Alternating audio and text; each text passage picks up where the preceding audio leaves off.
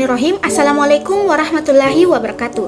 Halo teman-teman semua, perkenalkan saya Ismiranti Putri dari Fakultas Ekonomi dan Bisnis Islam, Program Studi Ekonomi Syariah semester 6. Nah, pada kesempatan kali ini saya akan membahas materi tentang pembiayaan modal kerja istisna, yang dimana video ini dibuat untuk memenuhi salah satu tugas pada mata kuliah Manajemen Keuangan Islam dengan dosen pemandu Bapak Dr. Syafarudin SAG MSc.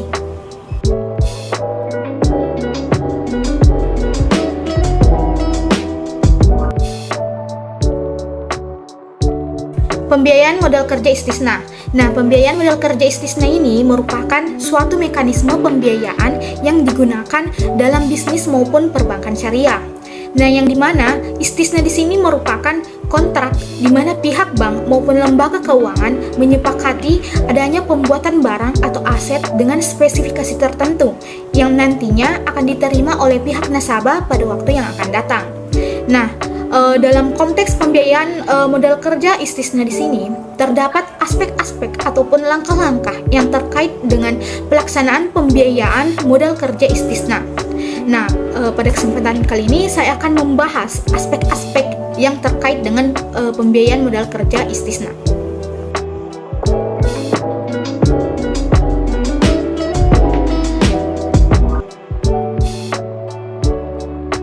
Nah, yang pertama yaitu ada identifikasi risiko.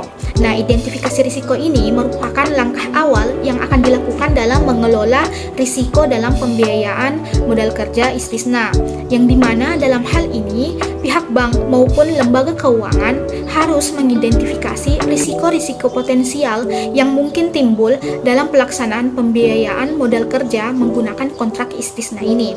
Nah, adapun contoh-contoh risiko yang mungkin terkait dengan pembiayaan modal kerja istisna ini antara lain yang pertama yaitu adanya risiko pengiriman.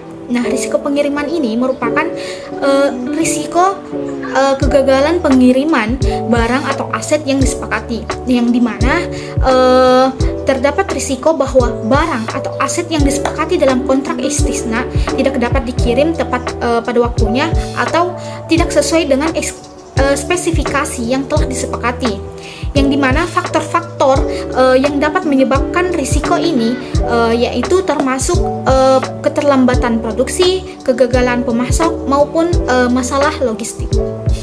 Yang kedua yaitu ada risiko keuangan, yang dimana risiko keuangan ini yaitu risiko gagalnya pembayaran nasabah, yaitu terdapat risiko bahwa nasabah tidak dapat memenuhi kewajiban pembayaran sesuai dengan jadwal yang telah ditentukan, yang dimana faktor-faktor yang dapat menyebabkan risiko ini muncul yaitu adanya perubahan pada kondisi keuangan nasabah atau adanya ketidakstabilan pasar ataupun penurunan permintaan pasar.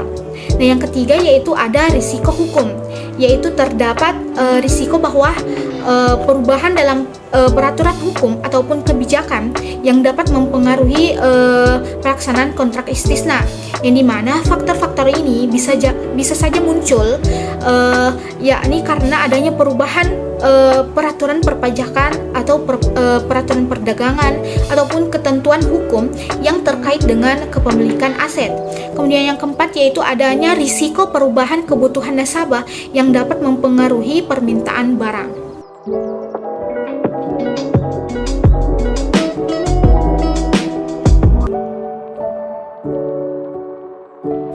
Nah, selanjutnya langkah kedua yaitu setelah mengidentifikasi risiko-risiko potensial yang timbul, langkah selanjutnya yang dilakukan adalah yaitu penilaian risiko.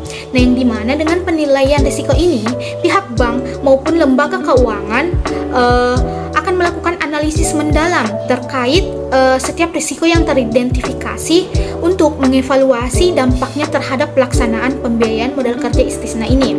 Nah, yang dimana pada penilaian risiko ini terdapat aspek-aspek seperti estimasi kerugian potensial, probabilitas terjadinya risiko maupun kemungkinan mitigasi yang dapat dilakukan.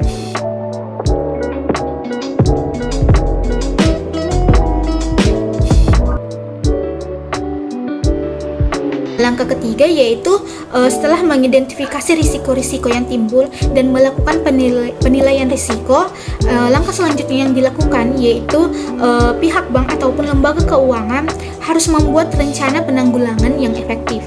Nah, yang dimana rencana penanggulangan ini mencakup langkah-langkah untuk mengurangi, menghindari atau mentransfer risiko yang muncul dalam pelaksanaan pembiayaan modal kerja istisna ini.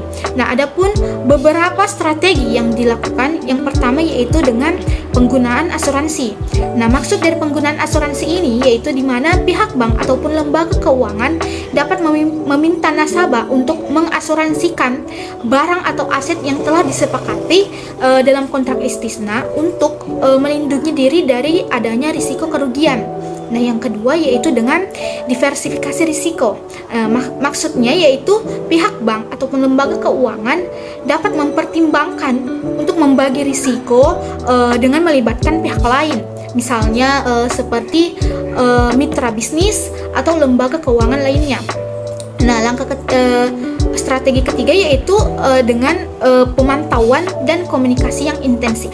Nah, dengan pemantauan dan komunikasi yang intensif, pihak bank atau lembaga keuangan harus melakukan pemantauan yang cermat terhadap pelaksanaan pembiayaan modal kerja istisna dan berkomunikasi secara terbuka dengan nasabah untuk mengidentifikasi dan mengatasi risiko yang timbul seiring waktu.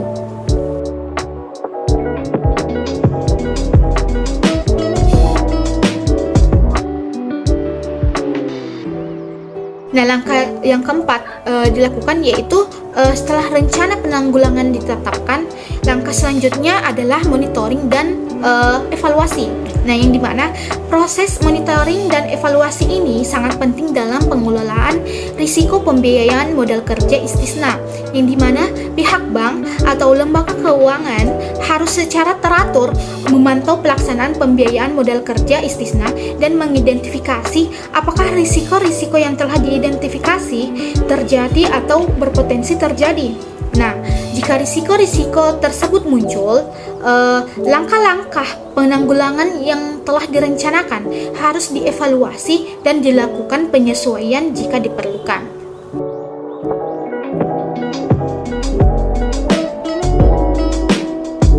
Nah, itulah tadi aspek-aspek yang terkait dengan pembiayaan modal kerja menggunakan kontrak istisna.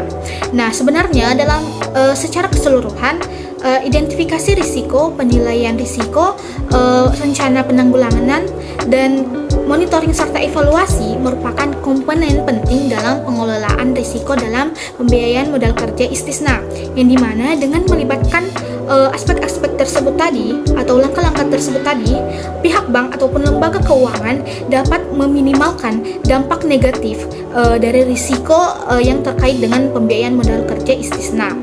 Dan penting untuk dicatat bahwa pengelolaan risiko dalam pembiayaan modal kerja menggunakan kontrak istisna bukanlah proses satu kali, melainkan merupakan satu siklus yang berkelanjutan, yang dimana identifikasi risiko, penilaian risiko, rencana penanggulangan, dan monitoring serta evaluasi harus dilakukan secara terus-menerus sepanjang pelaksanaan pembiayaan modal kerja istisna.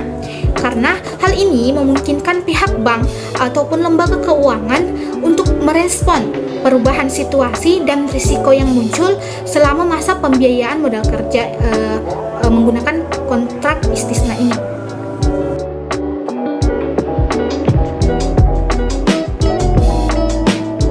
Jadi, dengan mengikuti langkah-langkah ataupun aspek-aspek yang terkait dengan pembiayaan modal kerja tadi, kita ataupun pihak bank ataupun lembaga keuangan lainnya dapat memodifikasi pengelolaan risiko pada pembiayaan modal kerja istisna untuk meminimalkan risiko yang terkait dan meningkatkan keberhasilan proyek pembiayaan kita atau proyek pembiayaan pada pihak bank ataupun lembaga keuangan lainnya.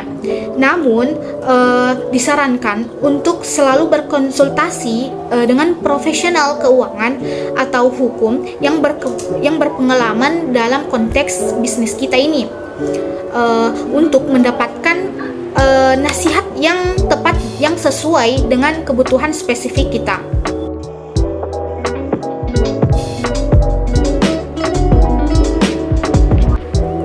Baik, jadi itulah tadi pemaparan materi mengenai pembiayaan modal kerja istisna.